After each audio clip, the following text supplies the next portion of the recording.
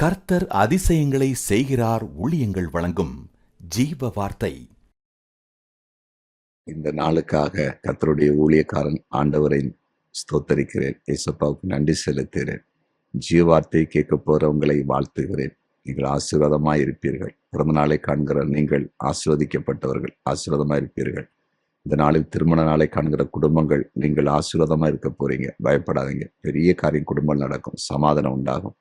கவலையோடு கண்ணீரோடு வேதனை இருக்கிற உங்களுக்கு அதெல்லாவற்றையும் மாற்றி கர்த்தர் உங்களை வாழ வைக்க போகிறார். இன்றைக்கு ஜீவ வார்த்தைக்காக நாம் தெரிந்து கொண்ட வேத வசனம் 1 நாளாகும் 12:18.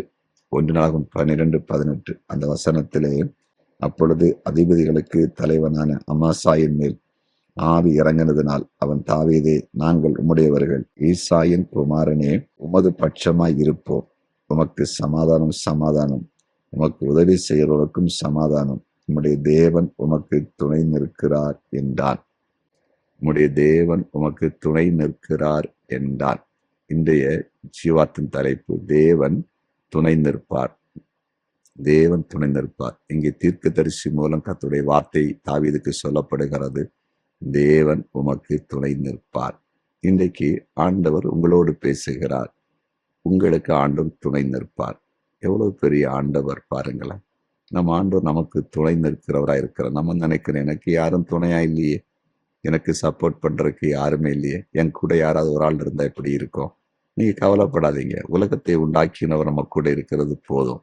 அதான் பெரிய பாக்கியம். எந்த பிரச்சனை இருக்கட்டும், அவர் உங்களுக்கு ஹெல்ப் பண்ணுவார். உங்க பட்சத்துல இருந்து உங்களுக்கு துணை நின்று உங்களுக்கு உதவி செய்வார். நீங்க ஏசியா 41 அதிகாரத்தை வாசித்து பாருங்க. அங்க நீங்க போய் வாசித்தீங்கன்னா அந்த 13வது வசனத்தில் எழுதப்பட்டிருக்கிறது, நான் உங்களுக்கு துணை நிற்கிறேன் அப்படின்னு சொல்லப்பட்டிருக்கிறது. இஸ்ரவேல் என்னும் சிறு கூட்டமே, பயப்படாத, நான் துணை நிற்கிறேன். கர்த்தர் சொல்றாரு, அவர் துணை நிற்பாரு. இன்னைக்கு நிறைய பிரச்சனையில நிக்கிறீங்களா? போராட நிக்கிறீங்களா? பயப்பட்டு இருக்கீங்களா? யார் உங்களுக்கு உதவி செய்யலையா? இன்னைக்கு கர்த்தர் உங்கள்கிட்ட பேசுறாரு, நான் உங்களை துணை நிற்கிறேன். மகளே, மகனே, நான் உனக்கு துணை நிற்கிறேன். நான் உன் கூட இருப்பேன். உனக்கு உதவி செய்வேன். ஒன்னும் உன்னை சேதப்படுத்த முடியாது. எந்த பிரச்சனை வரட்டும், ஒன்னும் சேதப்படுத்த முடியாது. நீ அதிசயத்தை பார்க்க போற, உனக்கு அதிசயம் நடக்கும் அப்படின்னு சொல்லி கர்த்தர் உங்கள்கிட்ட பேசிட்டு இருக்கிறார்.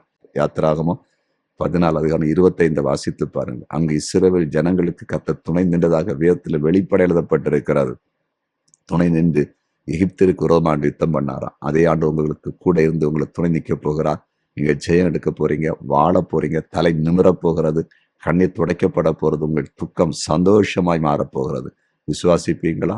ஜெபிப்போமா? ஜெபிக்கலாம். ஆமா ஆண்டவரே, எங்களுக்கு துணை நிற்கிற எங்கள் அன்பு தகப்பன்.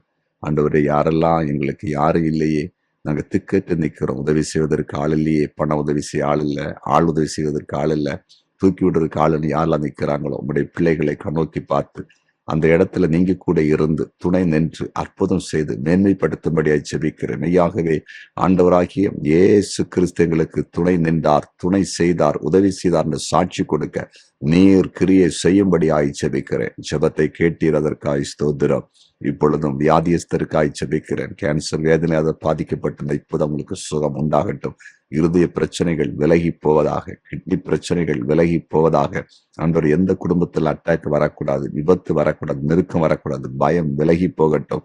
ஆண்டவரே, உம்முடைய பிள்ளைகளுடைய வாகனங்கள் உம்முடைய பாதுகாப்பு இருக்கட்டும் என்று ஜெபிக்கிறேன். வீடுகளில் உம்முடைய பாதுகாப்பு இருக்கட்டும். உடைய பிள்ளைகளை போக்குகளும் வரவு காத்துக்கொள்ளும்படியாய் ஜெபிக்கிறோம். படிக்கிற பிள்ளைங்களை ஆசீர்வதிங்க. எக்ஸாம் எழுதுகிற பிள்ளைங்களை ஆசீர்வதிங்க. படித்த பிள்ளைகளுக்கு வேலையை தாருங்க. குடும்பங்களில் பிரிவினைகள் விலகட்டும். சமாதானத்தை தாரும். ஜெபத்தை கேட்டிருந்ததற்காய் ஸ்தோத்திரம். இயேசுவின் நாமத்தில் பிதாவே, ஆமென், ஆமென், ஆமென்.